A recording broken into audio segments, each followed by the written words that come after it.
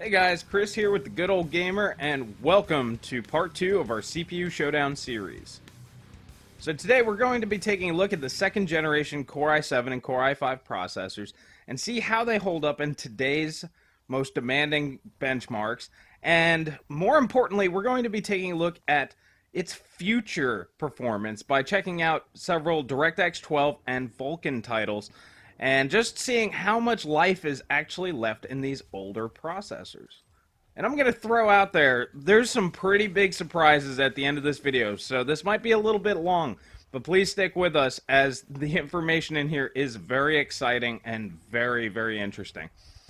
Okay, so first off, let's go ahead and check out the system specs. So as you can see, we're using a Core i7 2600K processor at both 4 and 4.4 gigahertz. To emulate Core i5 performance, we just disable hyperthreading. Now, the 2600K does have 2 megabytes of L3 cache, more than the i5 2500K, but it's not that big of an issue and will only lead to maybe a few percentage points difference. Motherboard we're using this time around is the ASRock Z77 Pro 4M motherboard, and the rest of the specs are the same that we used in our previous video. Alrighty guys, without further ado, we're just going to jump straight into this. This is going to be a very chart-heavy video, so please bear with us. I know some of the information might get a little confusing, but I'm going to go over it with you guys as we go along, okay? So we're going to start off with today's DirectX 11 titles, some of the more demanding ones. So we're going to start off straight away with Crysis 3. Okay, so the first thing that we're going to notice looking at this chart here is that the Core i7s have a slight lead in the overall average frames per second over the Core i5s. Nothing too crazy, but if you look at the minimum frames per second, we see a massive 38% jump. And this leads to a much smoother gameplay experience overall. Even if you look at the Core i5 4690K at 4.4 gigahertz, its average frames per second is only slightly lower, but you have a much lower overall minimum frame rate. Now, the IPC gains does help it catch up a little bit, but it doesn't get it all the way to where a Sandy Bridge Core i7 can perform. So clearly, Crysis 3 does run much better on an i7 over an i5. The interesting part is the RAM speed doesn't really seem to make too much of a difference on the i7. Just a frame here, it's actually a little bit faster on the minimum, so it's within margin of error there. But it does take a pretty good hit on the i5. So the extra threads do help balance out the load and allows the Core i7 to just churn out better frame rates with the GTX 1070 overall. Moving over to Witcher 3, it's kind of a similar state of affairs, except the i5s are a little bit further behind on the average frame rate here. The Core i7s overall have about a 19% lead on average and a 30% lead on the minimum frame rate. So this is kind of similar to what we saw in Crysis 3. However, the big difference here is if you look at the RAM speed change, going from 2133 to 1600 megahertz RAM, on the i7s we see a 14% difference in the average frame rate, and we see a 19% difference on the minimum frame rate. So that's actually a huge loss by using slower memory on the i7s. On the i5s, we see a 17% difference on the average and a 22% difference on the minimum frame rate. So once again, memory affects the i5s even more than the i7s, but here it looks like the i7s are still very much RAM limited. Witcher 3, to get the most performance out of it, requires all the hardware, the fastest hardware you could throw at it. This is pretty well evident where the i7s even dominate the 4690K. Even with its slightly faster memory, it just can't keep up. So clearly, Witcher 3 is another game where a Core i7 is the superior performer. Alrighty guys, so I don't have GTA 5 or Fallout 4. Those are other very demanding DirectX 11 titles. But I do have Arkham Knight, so I figured I'd give that a shot. And considering that everybody was killing this game because of its poor port optimizations and everything, I figured this would be a pretty good test to see what would happen in kind of a worst case scenario. As it's going to happen, there's going to be a game that comes out that you really want to play, and they're just not going to do a very good job with it. And you're going to kind of want to just have a little extra CPU and processing power in your computer to push those games through and run them even if they're not optimized properly. However, in my testing, I didn't really find too much of an issue with Arkham Knight. I know some people have, but I guess they've probably fixed it by now. Maybe they patched it and just really didn't release any announcements because, well, you know, people kind of made up their mind on this game already. But it seemed to scale pretty good. So here we go. Looking at the benchmarks, you can see that the i7s have a slight performance lead. It's only about 4% higher on average, but it is still 10% faster on the minimum frame rates. Once again, this is going to yield smoother performance overall. Going to the lower RAM speed also doesn't make too big of a jump here, about 7.5% on average with the Core i7, only 3% faster on the minimum. So it doesn't really affect the minimum frame rates on the i7s too much. On the i5s, the 2133 megahertz system is about 7.5% faster on average, but 8% faster at the minimum frame rate. So that's kind of a big thing there. So once again, i5s and RAM speed, at least in DirectX 11 titles, will yield much higher minimum frame rates and give you an overall smoother experience. Checking out the i7 compared to the 4690K, however, once again, it's basically a wash. The 4690K does pull out ahead by a couple of frames on average, but it is still technically a little bit lower on the minimum frame rate. Overall, these benchmarks are so close, you can almost chalk that up to being margin of error. So faster i5s and better IPC really does matter in this particular game. But at the end of the day, if I had a 4690K to go ahead and put against that, it would probably be much faster than the 4690K. Having an i7 will generally just yield you higher minimum frame rates, not so much on the average, and it will just help get you a smoother experience. That's what we have seen kind of as the trend here in these three benchmarks. Now we're going to go ahead and switch up gears here, guys. We're going to go and try to take a peek into the future and see if DirectX 12 and Vulkan really do what they have been promised to do. We've been promised so many things by Microsoft in the past, saying, hey, DirectX 10 is going to totally revolutionize how games are done. You know, you don't need as powerful of a GPU, and you don't need as powerful as the CPU, and this and that.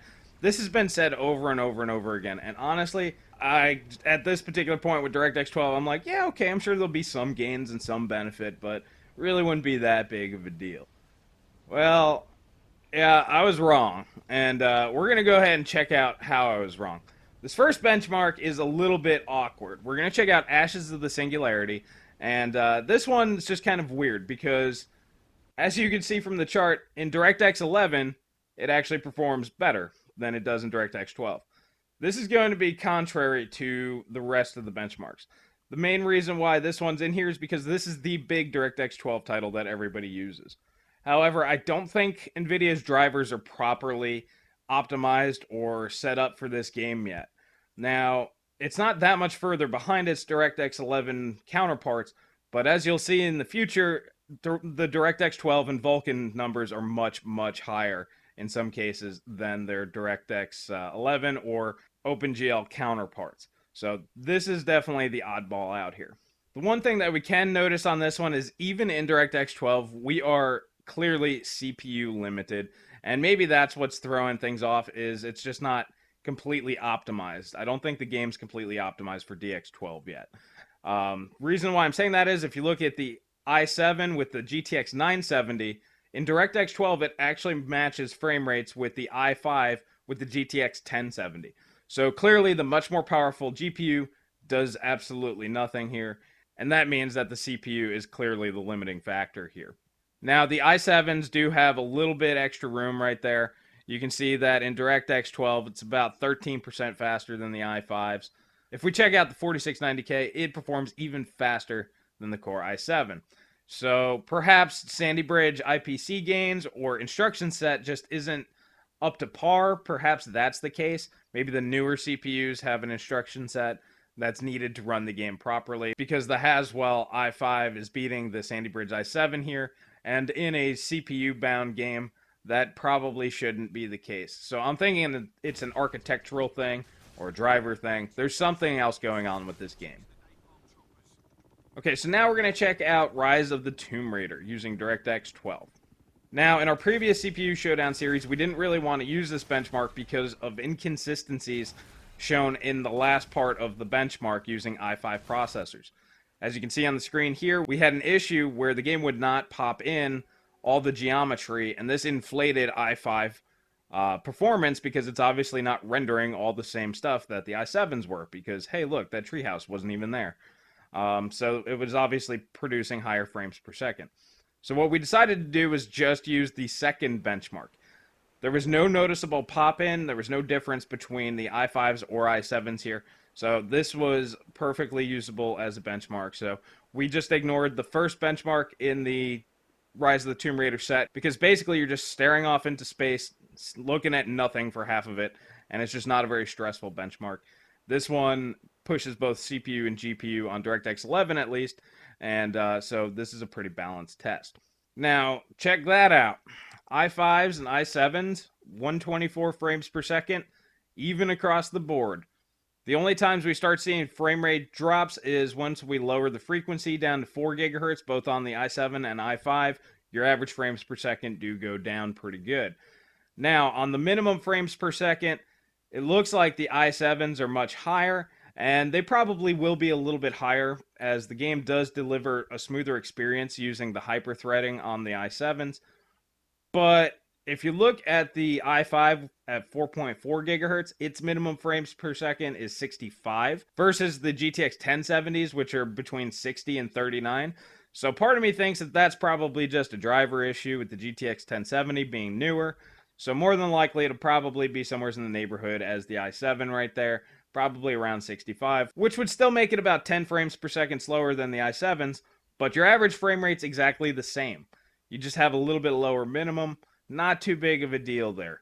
And if you check out the new Haswell 4690K versus the older architectures, kind of the same story. Comes in at 123 frames per second on average. It's probably just margin of error stuff on that one. It's probably right there at 124, same as the other ones. And as you can see, its minimum frame rate is higher due to the IPC. It helps make it up.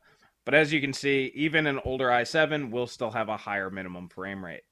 Next up is a new one. We went ahead and got Gears of War Ultimate just so I could benchmark it for this video.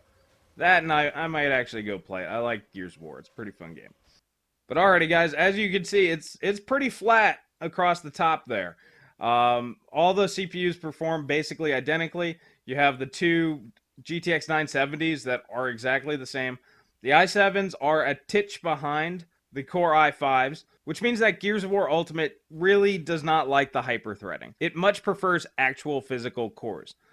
And that's something that I'm starting to see with some of these DirectX 12 titles, is the hyper-threading might be a little bit helpful, but these games actually would rather have physical cores in there. So I'm actually kind of curious how a real 8-core would perform here. But anyways, for the most part, there's plenty of overhead here to where the CPU's not really an issue. Unfortunately, in DirectX 12, I can't use an overlay, so I can't give you exact numbers. But going back and looking into MSI Afterburner, I did see, even on the i5s, they were really only bouncing around about 50% CPU utilization. So there's plenty of headroom here that both an i7 and an i5 can go ahead and power GTX 1070, no problem. GTX 1080 shouldn't be a problem. Hell, they could probably handle the Titan X without a problem, and still have plenty of headroom. Now, these graphs look very, very disconcerting here. However, we're only talking about a 5 frame per second difference. The IPC gains on the 4690K obviously do help out. Once again, it has 4 actual cores, but it's only a little bit higher than the 2500K, and it's only a little bit higher than the Core i7, the Sandy Bridge i7. So it's not really a big deal here, guys, but clearly this game does not care much for hyper-threading. However, we have no way to tell what the minimum frame rate is. I would say more than likely the i7's probably got a little bit higher minimum frame rate as well. Alrighty, guys, thanks for bearing with me. We have one more test to go over, and then we will have our information. And of course, that last test is Doom. Okay, Doom released their Vulkan update, and everybody went, okay, let's check this out. And results have been varied from, oh my god, that's amazing, to, it's okay. Mostly NVIDIA cards did not see much of a boost.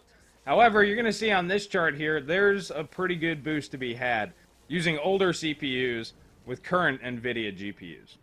Alright, straight off the bat, the first thing you're going to see is the i7 at 4.4 gigahertz on OpenGL was running only 128 frames per second on average, whereas the i5 was running at 153 frames per second on average.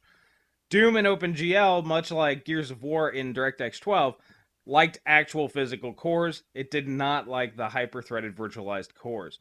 This really did not help out at all, as that's a huge performance loss in OpenGL. Now looking at Vulkan, that is no longer a problem. Both the i5s and the i7s hit 168 frames per second.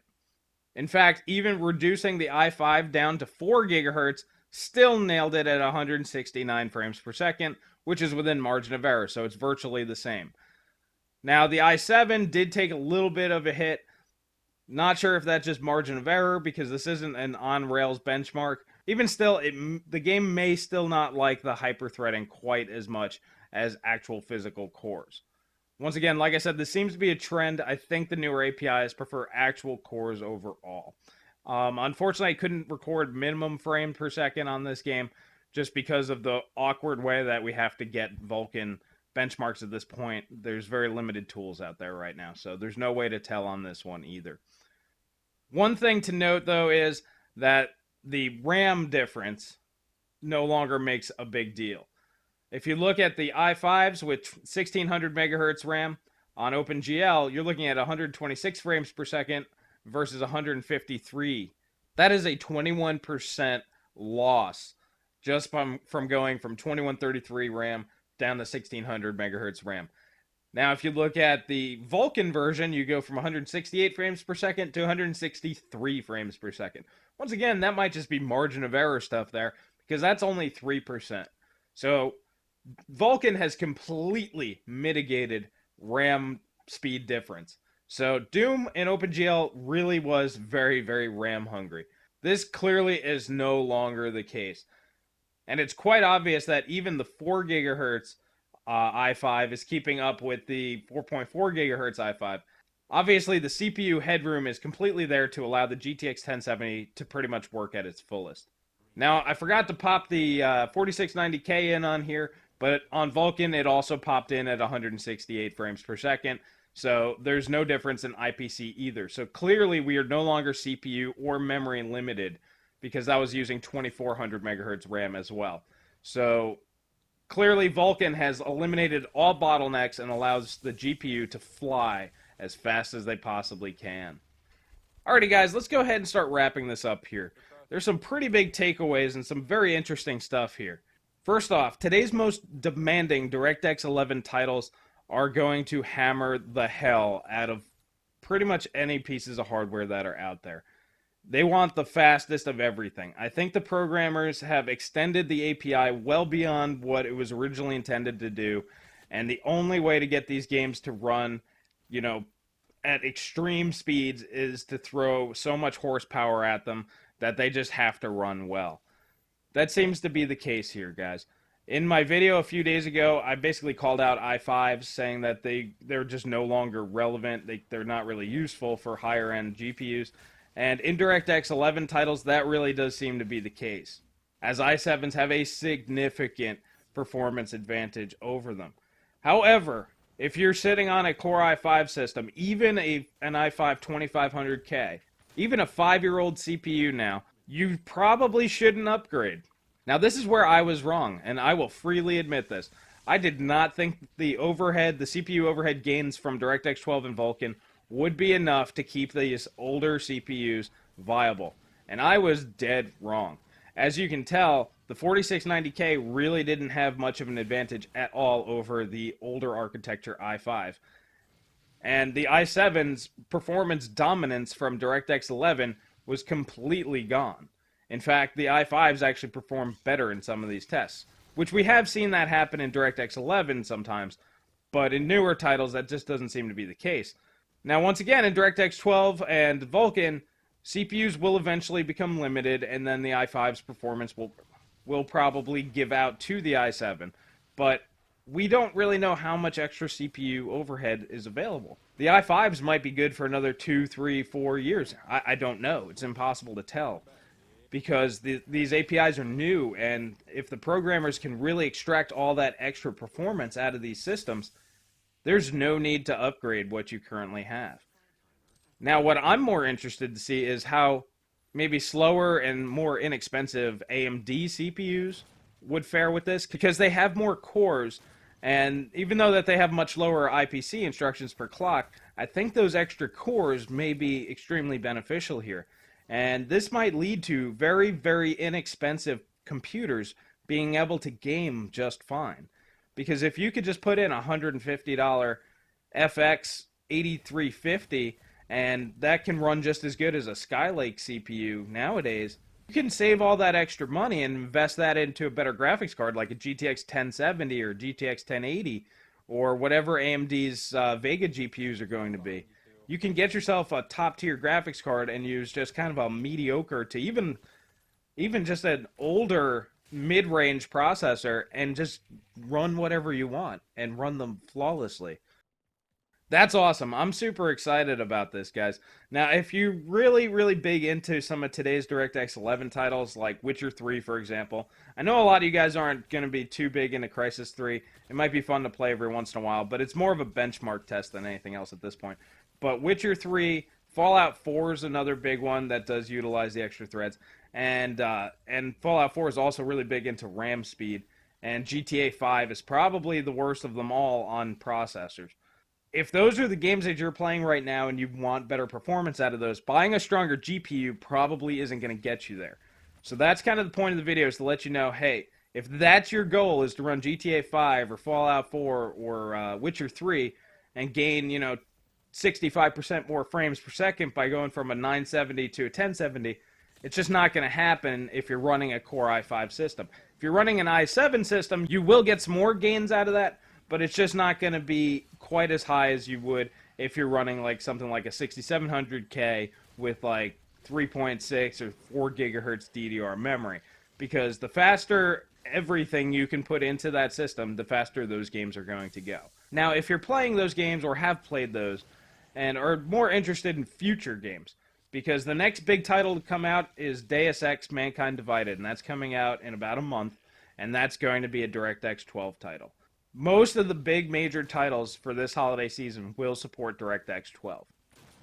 So in all honesty, if you can just deal with maybe lower frames in some of the newer, more demanding DirectX 11 titles, and are okay with seeing significant performance gains in the future, I would go ahead and stick with the hardware that you currently have, as long as you have a Sandy Bridge or newer setup, as the first generation Core i7 series just could not really keep up. I went ahead and went back and tested Vulkan on the 875K, and performance just wasn't really there.